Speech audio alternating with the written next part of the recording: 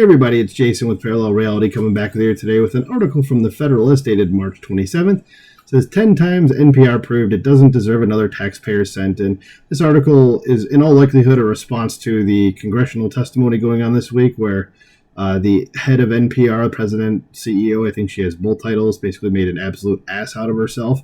And of course we can clown on the media at the same time here at Parallel Reality because that's what we do.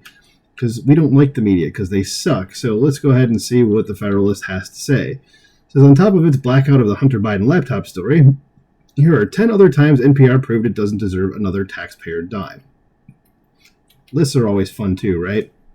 It says, in a congressional subcommittee hearing on Wednesday, National Public Radio CEO Catherine Marr admitted the outfit's blackout of the Hunter Biden laptop story, I don't know why I said letter, that she acknowledged it was a mistake, acknowledged that NPR's alleged 87-0 ratio of Democrats to Republicans in editorial positions is a concern, and stumbled through a defense of her publicly expressed views like America is addicted to white supremacy, and calling the First Amendment the number one challenge to suppressing information. Since Republican members of Congress pointed out, one of NPR's most infamous displays of corruption was its refusal to cover the Hunter Biden family scandal, or the Biden family scandal, sourced to Hunter Biden's laptop in the lead up to the 2020 election. My reading comprehension is like going down the drain here, these first few sentences. It says, we don't want to waste our time on stories that are not really stories, and we don't want to waste the listeners' and readers' time on stories that are just pure distractions. NPR managing editor for news, Terrence Samuel, said in a statement explaining the blackout. I remember when that happened, and it was like, what the hell are you talking about? Like, this person should be fired, and then he should be rehired and fired again, and then rehired and fired one more time, just to like make sure the point gets through, because what the hell? Says Wednesday's hearing provided more than enough evidence that the outfit's general federal subsidy should be next on DOJ's chopping block. But in case the Trump administration needs a few more reasons, here are 10 other times NPR proved its propaganda doesn't deserve another taxpayer dime. This is number one, SCOTUS Massgate. It says in January 2022, NPR's Nina Totenberg wrote a fake story accusing Supreme Court Justice Neil Gorsuch of forcing his colleague Justice Sonia Sotomayor into telework because he refused to wear a mask despite her COVID worries. The following day, the justices released a joint statement debunking the invented drama, calling Totenberg's story false. It is reporting that Justice Sotomayor asked Justice Gorsuch to wear a mask surprised us. It is false, they wrote. We may sometimes disagree about the law. We are warm colleagues and friends. And I love how they write a story and it's just like the regular news just picks it up as like, yes, this is absolutely a thing. And like literally everybody that they say is involved in it came out and was like, yeah, this is BS. But they like just get away with it.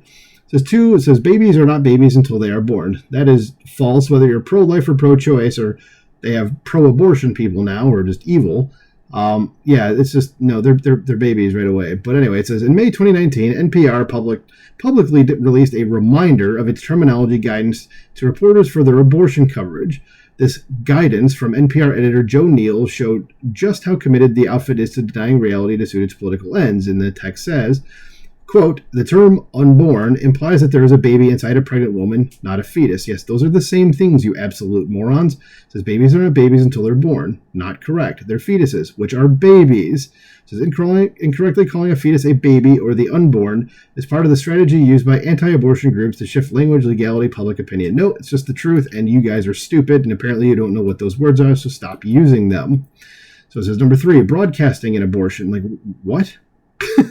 Wait, they actually did this?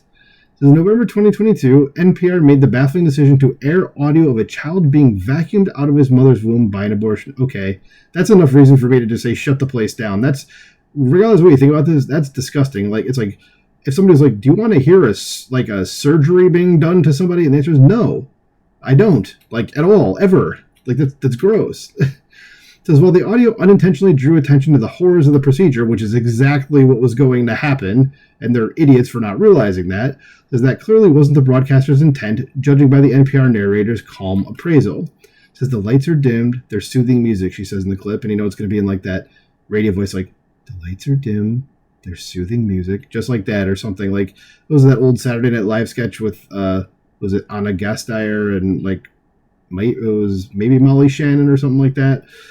Anyway, that's what it reminds me of. So it says, with the sound of an 11-week-old unborn baby being aborted in the background. God, that is That is diabolical. Okay. Says it actually feels a lot like childbirth. The medical gown, your bare legs and stirrups, and the person next to you saying you can do this. What about the baby, you absolute ghouls? You ever think about that? Probably not. So it says 4, tear gas hoax. God, I think that's going to stay. And not the tear gas hoax, but I'm thinking about the abortion thing in number 3. That's gonna stay with me. I'm going to be thinking about that and just like they're listening to it as it's happening. Yeah, I'm kind of rattled by that one. Anyway, so it says tear gas hoax. In June 2020, NPR, along with nearly every major legacy news outlet, falsely claimed demonstrators outside the White House were tear gassed by U.S. Park Police. I remember hearing about this. It says Park Police tear gassed peaceful protesters on the to clear way for Trump church photo op, an NPR headline read, while a tweet from NPR Politics claimed police in Washington, D.C. used tear gas and rubber bullets on peaceful protesters, which they were not peaceful if you knew anything that was happening at that point anyway, but again, this didn't happen. So this is to clear them away from St. John's Church, which suffered a small fire.